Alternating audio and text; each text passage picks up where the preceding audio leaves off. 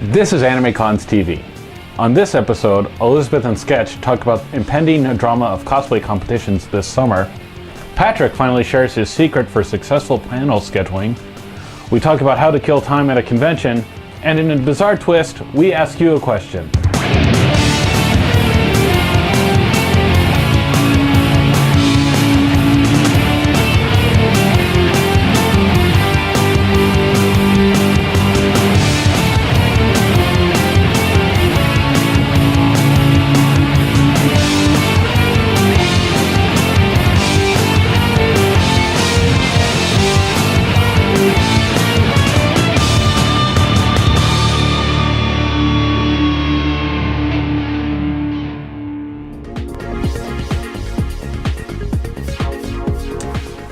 This past month, we received two news items in the world of cosplay that are pretty interesting.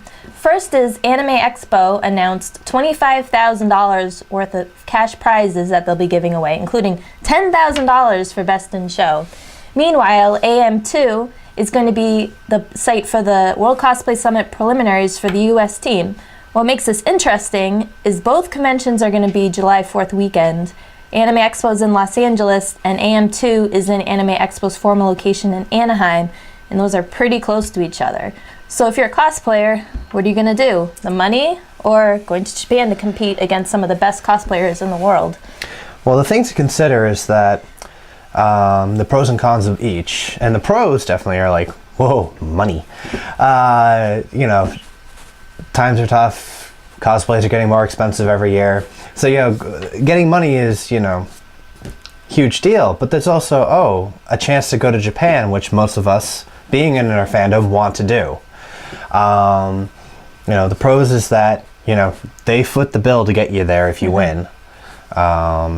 Everything, hotel, food, transportation, they get you there. So, anyone who ever travels on their own knows that that's a lot of added money that you don't think about other than just the plane ticket to get there.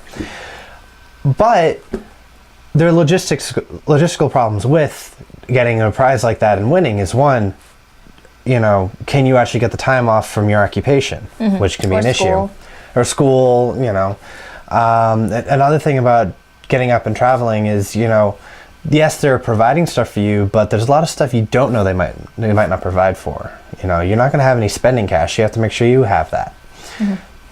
And then you have to make a whole new costume to wear to this. That's the thing. There's stipulations that if you win, you go. You have to actually. It's 3 costumes. There's a casual costume, a completely new costume, and then money to fix up. I think your one that you won with, or something like that. You probably need a new costume. You want something that'll knock the socks off the judges because it's pretty much all on stage. They don't get up close.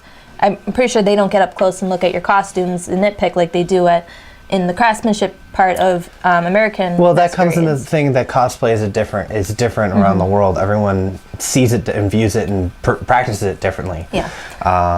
So there's that to consider. But getting, let's say, first prize and getting $10,000, you could pretty much use that money and go to Japan yourself. On your own.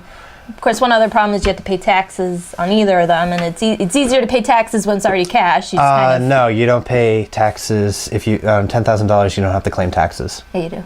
That they tell you at Las Vegas you don't. No, so. They actually have said it thousands of times at Anime Expo because it's that's different. It's different depending on how you do it, but it's a $10,000 cash prize. You'll get like a 1099.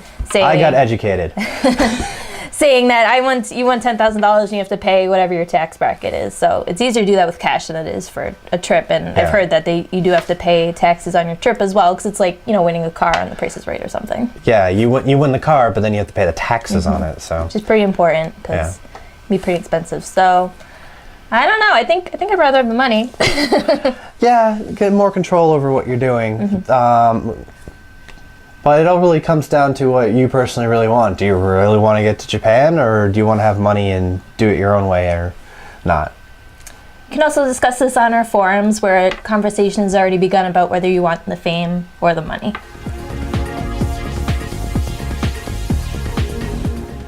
So this month I decided I'm going to talk about scheduling panels, and I'm going to reveal the secret that I've done for when I've had to schedule panels or video rooms or any other events.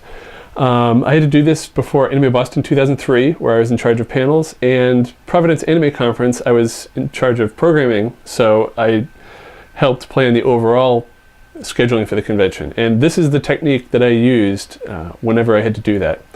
Now I know a lot of conventions will just do it in Excel and move stuff around, but for me, I found the best way to do this is using just pad of Post-its and a Sharpie. Now what I do is I will write down on the Post-it the name of the panel and the panelist, and then I'll just stick it up on the wall. And the first round, what I usually do is I will just put everything up there and see where it lands. I'll give some thought, like, okay, this is a large panel, it should probably go in the large panel room, or this is probably something that's not going to get that much traffic, so I'll put that in a smaller panel room. But what I've got is the columns with each panel room, and then times for each row. And each of these lines represents an hour. Now, for some of these, like this one here, Animated Scripted, I've got it for 90 minutes, so I've got a Post-it and a half. And you can see it goes from 4 p.m. down into 5 p.m. And you also want to plan setup times into this, so like I've got some half an hour before the masquerade starts here. And of course, these are just examples. Now, once I've gone and put everything up, I'll see if there are any conflicts. And I'm looking for both conflicts for panelists or on topics. So let's see, you can see here at 10 a.m.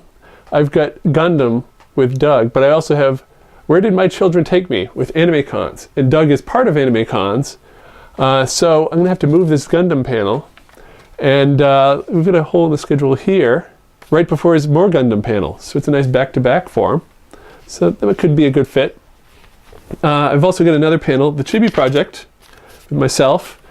Now I could put it right here at 3 p.m., but that would be immediately before I have to start Animated Scripted in another room, so that's not ideal. But maybe it's some good counter-programming to the masquerade, which is something every convention should have. So just by being able to move the Post-its around, it's a lot easier to visualize the schedule, and you don't have to move stuff in Excel where maybe it doesn't all fit on one screen, or you've got some funny word limits. So I find that this method works really well. And now once you have the schedule, then you can go and put it into Excel or whatever scheduling program you use, and submit that to everybody else for approval. But this is a great way to get it down initially. And after the schedule's finalized and you want to get it out to attendees, there's a great new way to do that. A lot of conventions have been interested in having their panels put out online, so that people with an iPhone or an iPad, Android, any sort of smartphone can get an update live on the phone and check the schedules throughout the day. Well, there's a new app. It's called the Conventionist. And it's a free app, and it's supported by a growing number of conventions. I used this a couple months ago for Aresia, and what they had in here was the schedule, and you can go through and see every day, every panel, and you could click on any of these panels and get a description. You can see where it is, what times it runs. At the bottom, there's a Add to My Events link. When you do that, you actually can set a reminder to let you know with a little alarm 10, 15, 30, or an hour before, or no reminder, and it'll let you know, hey, your panel's coming up. And then you can go to My Schedule, and it will actually show you all of the panels that you've added to your list. And so if you want to go through ahead of time, say, oh, I want to go to this panel, this panel, this panel, and it'll just have that list, or you can go back to the full conventions schedule. It also has maps, so if you don't know where a room is, you can zoom in and find out where this room is. There's key events, which are, for anime convention, it'd probably be something like the masquerade or opening ceremonies, the big events.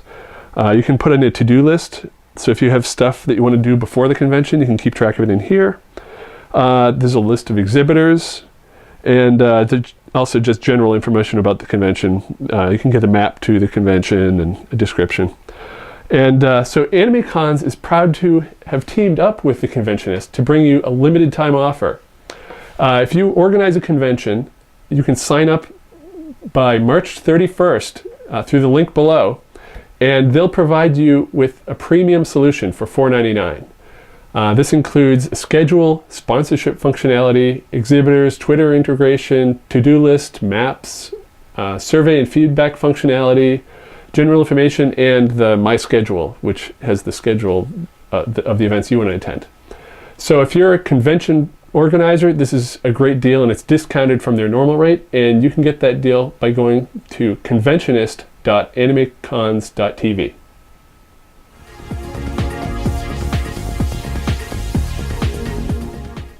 Unfortunately, sometimes conventions are boring, and you find yourself with an hour or two, or unfortunately more, with nothing to do. So what do you do? Well, and some people, they grab stuff from their iPhone, or if they have something else, have a portable game. DS is good, and especially pick their chat with random strangers across the convention. It's another way to have fun. And check your Twitter feed. One of the suggestions I always try and do is I always try and have like a portable game like in my backpack or something. Just it's a great way to, even if you don't have friends at the convention, you can make some instant friends and like, hey, want to play Zombie Flux? Dude, let's totally play Zombie Flux. A good one people like to jump in on is Apples to Apples. If you haven't played this game, you gotta go play it like last month. It's awesome and super easy, and it's a good way for people to jump in. Hopefully, that guy won't jump in, but it's a really fun way to just meet up with people. And yeah, I mean, it's a perfect icebreaker. What are you doing? And yeah, even stuff on your iPhone. Yeah, make sure you have something with you to do in case you find yourself with nothing to do. Even if it's just grabbing a book of manga from the dealer's room, always make sure you have something to do to kill time, because you never know when you might be stuck in line. Make sure you eat, though. If you have nothing to do, make sure you went and eat. That's important, too. And then do all the fun stuff. Yeah.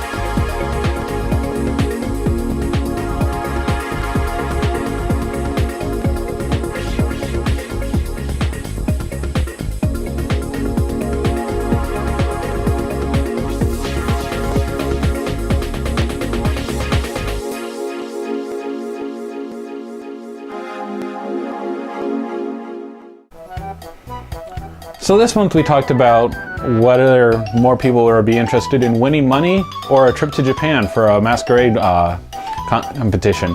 Sign in on our forums and let us know what you think. Be sure to visit AnimeCons.tv, where you'll find the links to our forums, our Twitter, our Facebook, and iTunes subscription feeds, as well as past episodes of the podcast. Leave us some funny voicemail at 762-ADEQUATE, also known as 762-233-7828. Next month, we'll be reporting on our trip to ZenkaiCon in King of Prussia, Pennsylvania. If you're going to be at ZenkaiCon, be sure to find us and say hello. Die, green pigs! No, you gotta leave it higher.